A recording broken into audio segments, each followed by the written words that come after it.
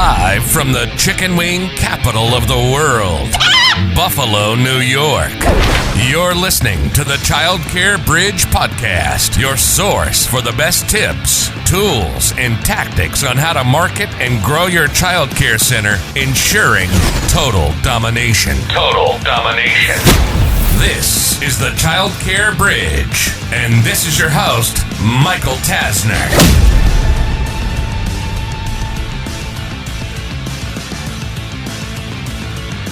Hey there, and welcome to this week's episode of the Childcare Bridge. Today's topic is all about removing the shackles that you currently have as a result of your staff. So I had the privilege to go on site to one of the centers that we work with. And when we started talking about what does the rest of the year look like, and then diving into, well, what could potentially trip us up? So we have all of these goals for growth. We have all these plans of we're going to go from here to here. We're going to open this location. These locations are going to hit this capacity number. These we're going to optimize here. And we are able to reverse engineer it. So as you've been learning over the last several weeks and months of the way that I teach is that everything is a math equation. You should be able to figure out what do you need to invest in order to get your center to X. If you have capacity of 200, you have 100 enrollments currently. What do you have to invest to get enough leads, enough tours that then equal those additional families? And then you can start to figure out how fast do you want that to go. So almost like a faucet that you can turn up, you can dial it back a little bit. Hey, we're kind of getting a little bit busy with the number of tours. Let's dial it back a little bit. And you can very accurately reverse engineer your success. And then it's really more of a matter of, are the actions then happening to produce the result? So if you know you need, let's just use round numbers, 100 leads every month, that's going to equal 50 tours and 30 enrollments. Just again, round numbers. Okay, great. Did we get those 100 leads? Well, no, we only got 12. Or 20. Well, what happened? Did we not invest the money? Did something change? And you can continue to dive into all the different areas to really figure out what needs to pivot. But the one area that I keep hearing day in and day out from childcare center owners is we can't do X because we can't hire enough people. We can't ask the director to call the leads faster because if they get ticked off and they decide to leave, now we have to try and find a director. We're going to be out of ratio here. I'm having to jump in. And it's this circle that is continuing. It's that circle that doesn't seem to get better. But I want to challenge you that there are several strategies that you can look at implementing. But even before that piece, before I give you a couple of strategies, tactics to start to solve that,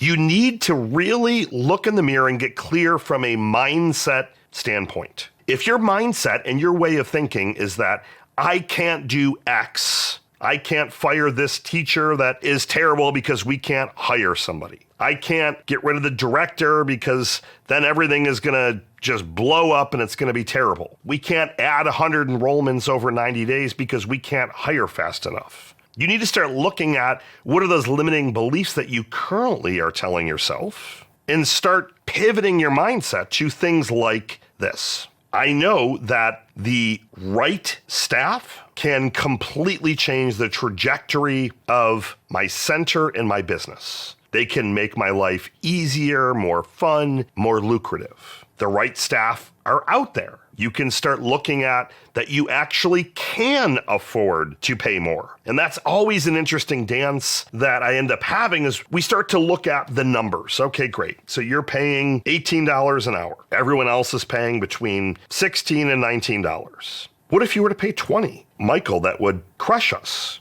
The mindset piece that a lot of you have is that there's this massive cause and effect, and that it's then going to trickle to every other area across your center. If you bring in somebody at 20, then every other single person that's making below 20 is going to want 20. Could that happen? 100%. But what you start to need to look at is what are you doing from a mindset, just from when you're lying in bed thinking about this.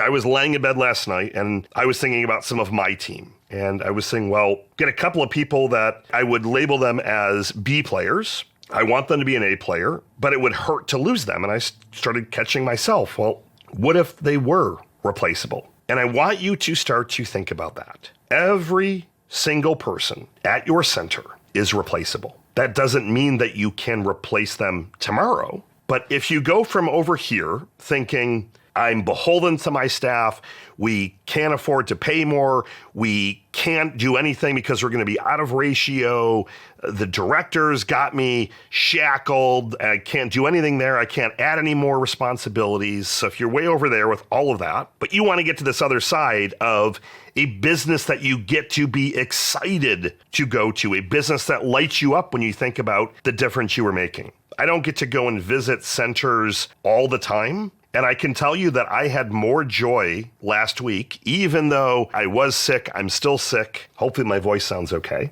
Seeing those kids, it lit me up. I'm still on a high from getting able to interact with the kids and just seeing the difference that you are making every single day. But I know this is a hard business. It's a hard industry. But if, again, you go from all the worries and all that negativity to on the other side of, well, what if my team members were all replaceable? And that doesn't mean I want you to treat them poorly or start saying, hey, you are replaceable. But if you make that mindset shift to go from here to over here, and you start to move that needle and you start to put a couple of these actions in place, what ends up happening is your energy starts to free up. Your mind starts to free up.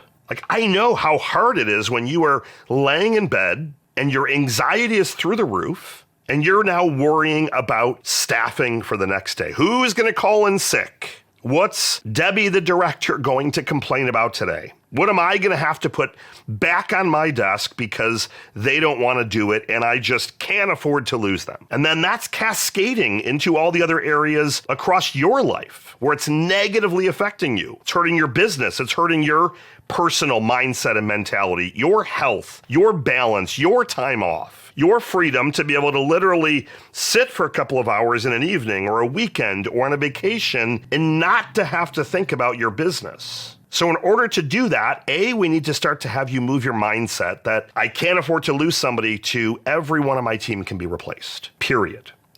And I want you to think about that and start to see how freeing that can and will be when you have everything in place to make that happen. So rather than just talking theory, because I always like to give you actions, I'm going to give you a couple of things that you can implement almost immediately to start to move you along that path. Step one, take an audit of everyone that you currently have working at your center. And I want you to document all the different things that they're doing. So let's say you've got a front-end receptionist. Great.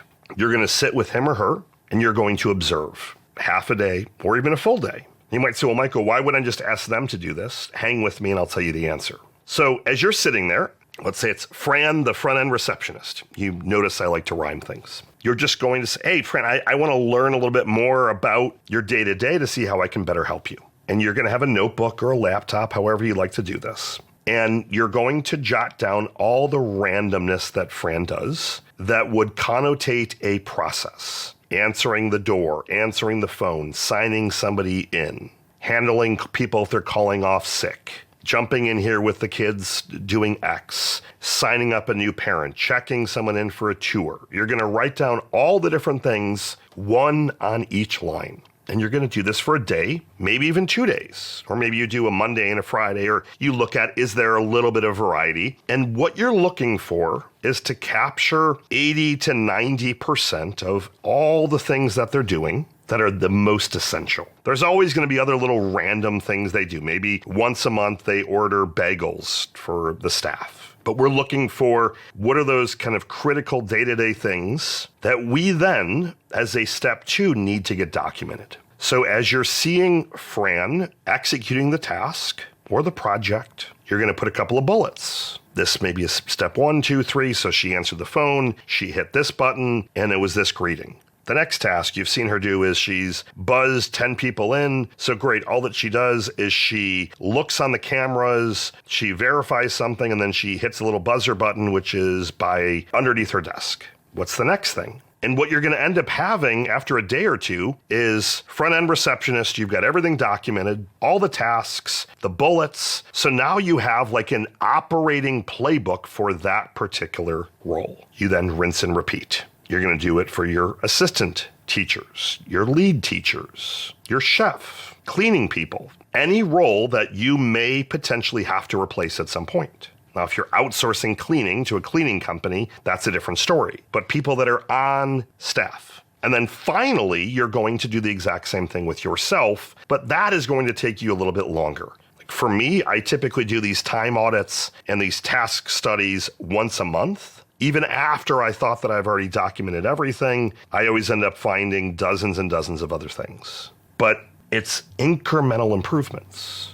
You will say, well, Michael, how does this then make the team replaceable? If you don't know all the things that they do, and you can't then demonstrate and duplicate, so document, demonstrate, duplicate, that particular task, you're always going to say something like, oh, I can't afford to lose X. I don't even know what they do, or they do all these things. I have no clue. But if you now have a playbook with all the processes documented, that starts to move you into making your team members replaceable. If you know that you can give somebody else a playbook, you can hire anyone for the front end receptionist position, and here are the 32 things that need to be done. Oh, by the way, here's the processes. I've also demonstrated and duplicated every one of these myself, so I know the process works. Let's bring you into the position. It starts to move you along that path.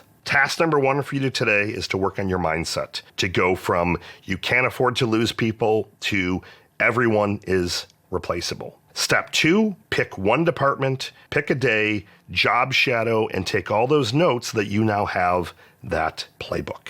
Get out there, take some action, and start removing the shackles that you have to your business. Michael Tasner signing off. Good morning, good afternoon, and good night. See you next week.